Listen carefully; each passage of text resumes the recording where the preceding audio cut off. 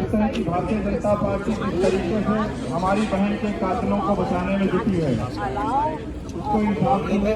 हम सबके बीच में प्रदेश के अध्यक्ष और मंत्री Gopal Rai ji So your demand is a CBI inquiry and you want that the government should do something about it. Exactly, because we see there's a lot of pressure because the Bharatiya Janata Party leaders are involved. So we don't trust that the police will be able to, do a fair inquiry in this case. Not expecting for a fair inquiry to take place, and more than that, the large number of women, Akshita, just showing you the visuals here, the large number of women who have turned up, women with sisters with candles in their hands, asking for a thorough court to take place and for justice to take place, and also making a very important point. It was almost 10 years ago that people had held a candlelight vigil for Nirbhaya, and now, almost a decade later, people of the National Council again on the streets demanding justice for what has happened with Anjali.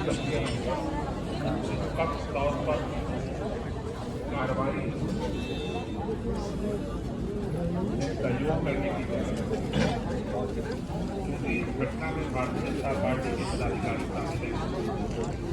इसलिए वो एक प्रकार हर तरह से हो गया। मैं लगा दो, सब लोग लगा दो भाई, सब लोग इधर लगा दो, सब लोग अपने ध्यान भाई, सब लोग इधर लगा दो।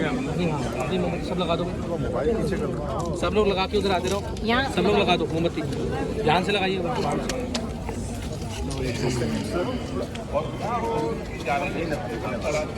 आराम से आराम से। Well, Ashita, please tell you exactly what's happened now. People have now started putting the candles. Video करनी video. Leading the candles all over.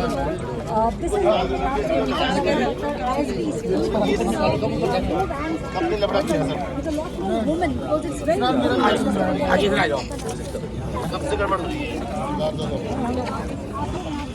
नीचे नीचे से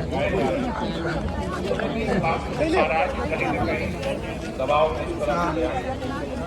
जारी करवाए जा रहे हैं। हर एक लड़की अपना कैरियर बनाती पढ़ती है, तो हर बच्चा चाहता है कैरियर बने। अब कैरियर के माँ बापों को उनके लिए छूट भी देनी पड़ती है, लेकिन अगर छूट के बाद अगर हमारे बच्चे इस तरह से परेशान होती है, इस तरह से उनके साथ घटनाएं होती हैं, इतनी दूर बात कर रहे हैं, क्या उन्हें एक भी पुलिस वाला नहीं मिली? क्या उन्हें एक भी पुलिस वाला नहीं मिला? आप अगर ये सोचते हैं कि इसको इंसाफ नहीं दिया जाएगा, भारतीय जनता पार्टी के नेता होने के नाते कोई रिश्ता बच जाएगा, वो दिल्ली के लोगों को सपोर्ट नहीं होगा। और ये जो लड़ाई है, ये जो आंदोलन है, ये जो आवाज है, हम इसको उठाते रहेंगे और इसको लेकर के लड़ेंगे, क्योंकि अगर इस दलितों को अगर सही सजा नहीं दी जाती है, कड़ी सजा नहीं दी जाती है, तो इस तरह की घटनाएं और बढ़ेंगी। इसलिए आज हम सब लोग यहाँ इकट्ठा हुए हैं और हमारी एक ही मांग है कि भारतीय जनता पार्टी अपराधियों को बचाना बंद करे और निष्पक्ष तौर पर इंक्वायरी की जाए और जो दोषी हैं उनको सख्त से सख्त सजा दी जाए। भारतीय जनता पार्टी का होने के नाते किसी को इसका लाइसेंस नहीं मिल जाता है कि वो कुछ भी करेगा और वो बच के निकल जाएगा। तो आज हम सब लोग यहाँ इसीलिए इकट्ठा हुए हैं और आगे भी जब तक इसकी सही तरीके से जांच करके और इस पर कार्रवाई नहीं होती। आज अमित शाह जी मिलने के लिए भी तैयार नहीं। मेरा मानना है कि दिल्ली की अगर पुलिस गृह मंत्री के अंडर में है तो गृह मंत्री को इसमें संज्ञान लेना पड़ेगा, संवाद करना पड़ेगा। और ये घटनाएं लगातार बढ़ रही हैं दिल्ली के अंदर, लगातार एक पर एक घटना हो रही है और गृह मंत्री जी को इससे कोई मतलब नहीं है। पुलिस तो अंडर में चाहिए, लेकिन पुलिस सक्रिय रहे, लोगों को सुरक्षा दे, इसके लिए उनके पास समय नहीं। दिल्ली के एलजी के पास सब कुछ करने के लिए समय है, लेकिन दिल्ली की सुरक्षा सुनिश्चित करने के लिए समय नहीं। तो ये आवाज जो पिछले 3 दिनों से लगातार लोगों के माध्यम से उठ रही है, मेरी गुजारिश है केंद्र सरकार से कि अगर आप इसमें लीपापोती करने की कोशिश करेंगे तो ये आंदोलन और बढ़ेगा आगे और इंसाफ की लड़ाई और तेज होगी। ऐसे मामले लगातार दिल्ली में आ रहे हैं। रविवार को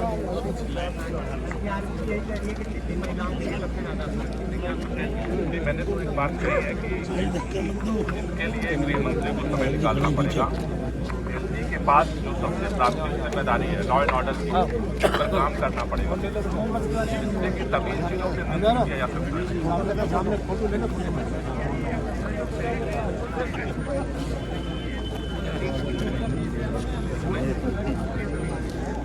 देखिए, अभी उनके घर के लोगों का ही बयान मैंने देखा, उस पर किसी को विश्वास नहीं है। मुझे समझ में नहीं आ रहा है कि अचानक ही सामने लाया गया है, बयान दिलवाया जा रहा है। मुझे लगता है कि इसकी निष्पक्ष जांच की जरूरत है। 4 किलोमीटर के दायरे में एक सीसीटीवी फुटेज की क्यों फुटेज मिली है? कैमरा इंस्टॉल किए जाएंगे और एक फुटेज की क्यों आई है अब तक? एक फुटेज आई है, इसका मतलब वो भी 3 से 4 सेकंड की फुटेज है। एक फुटेज आई है, इसका मतलब दरिंदगी करने का हक मिल गया। सबूत तो मिलते हैं ना। सबूत को स्ट्रीट लाइट्स भी वर्किंग नहीं है, तभी अंधेरा दिखा गया है। अगर वो भारतीय जनता पार्टी के नेता नहीं होते तो अब तक सारे सबूत आ गए होते। बात यहाँ पे भारतीय जनता पार्टी की नहीं है। बादल भाई, कितनी सेफ है? आपके को ये बात है कि आपको 14,000 से ज्यादा कैमरे इंस्टॉल करने की जरूरत है और एक कैमरा में काफी दिखा गया है। हम सब लगा कर रहे हैं, हम सब कुछ कर रहे हैं दिल्ली के अंदर। ठीक है, मैं यहीं पे हूँ यार, गोपाल सर पार्टी हो गया, आप लोगों का हो गया। बादल भाई करने दोगे, आप ही लोग करते रहो।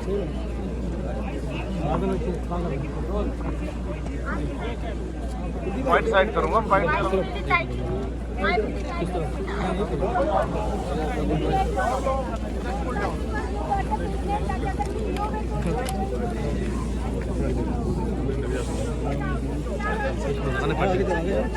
इसमें मतलब पार्टी जाएगी आईडी पे भाई। ये प्रोटेस्ट जो आप कर रहे हैं,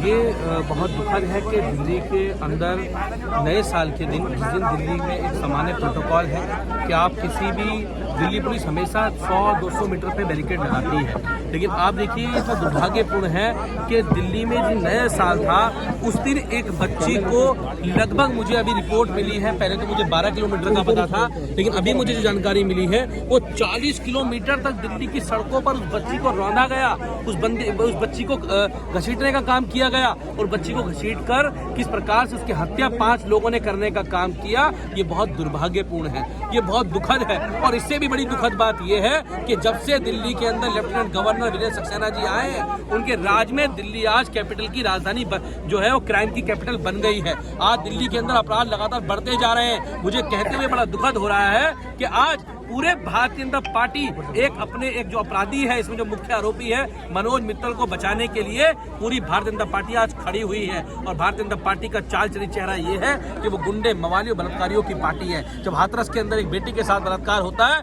तो भारतीय जनता पार्टी का सांसद अपराधियों के साथ खड़ा होने का काम करता है। कठुआ के अंदर जब बच्चे के बलात्कार होता है तो भाजपा के नेता उसके समर्थन में जो अपराधी था ढीले निकालने का काम करते हैं। और आज वही काम भारतीय जनता पार्टी का जो ये नेता है मनोज मित्तल, इसको बचाने के लिए पूरी भारतीय जनता पार्टी ने पुलिस पे दबाव बनाया हुआ है। और मुझे कहते हुए कि दुख हो रहा है कि आज दिल्ली पुलिस वालों की बेटियां होंगी, लेफ्टिनेंट गवर्नर की भी बेटियां होंगी, भाजपा के नेताओं की बेटियां होंगी, और आज वो भाजपा के दबाव में अपना आत्मसम्मान उन लोगों ने खो दिया।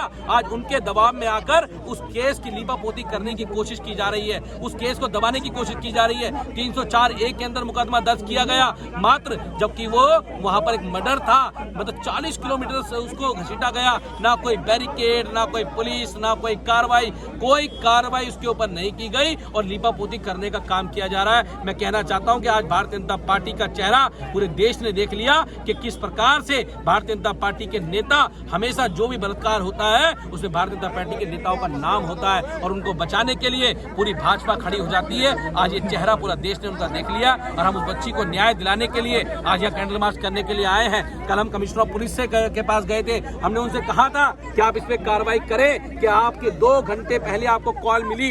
अभी तो एक जानकारी आई कि 2:18 पे कॉल मिली थी, 2:18 पे आपको कॉल मिलती है, लेकिन दिल्ली पुलिस हाथ पे हाथ रख के बैठी रहती है और वो कब बाहर निकलती है जब उस बच्ची की लाश रोड पे पड़ी होती है। अगर उन्होंने पहले इसमें कार्रवाई की होती तो शायद वो बच्ची बच सकती थी, लेकिन उसके बाद जो दिल्ली पुलिस का जो रवैया रहा है, एक भाजपा के अपराधी जो था उसको बचाने के लिए, भारतीय जनता पार्टी के नेता को बचाने के लिए आज दिल्ली पुलिस इस तरह काम कर रही है, उसमें सवाल खड़े हुए और मैं तो कहता हूं कि जिस लेफ्टिनेंट गवर्नर को दिल्ली की ABCD के बारे में नहीं पता, दिल्ली की भौगोलिक स्थिति के बारे में नहीं पता, जिसको ये नहीं पता कंझावला कहां पर है, जिसको ये नहीं पता रोहिणी कहां पर है, जिसको ये नहीं पता कि आज पांडव नगर के अंदर जिस एक लड़की को खींचने का काम किया गया गाड़ी के अंदर, वो पांडव नगर कहां पर है, ऐसे लेफ्टिनेंट गवर्नर को दिल्ली के अंदर सत्ता बैठने का कोई अधिकार नहीं है।